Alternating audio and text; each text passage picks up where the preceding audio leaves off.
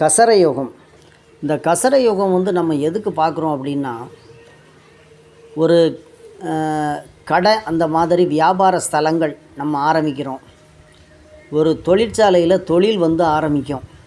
இந்த மாதிரி ஒரு சுப நிகழ்ச்சிகள் ஏதாவது ஒன்று பண்ணும் பொழுது அன்றைய தினம் கசர யோகம் இல்லாத தினமாக நம்ம பார்த்து எடுத்துக்கொள்வது ரொம்ப சிறப்பு.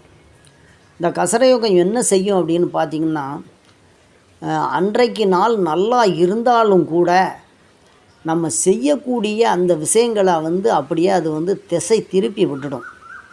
அதனால் அன்றைக்கு கசர யோகம் இல்லாத நாளாக நம்ம பார்த்து எடுத்துக்கிடணும். இது எப்படி நாம் பார்க்குறது அப்படின்னா, சூரியன் இன்றைக்கு என்ன நட்சத்திரத்தில் இருக்கிறாரு அப்படிங்கிறத நாம் பார்க்கணும்.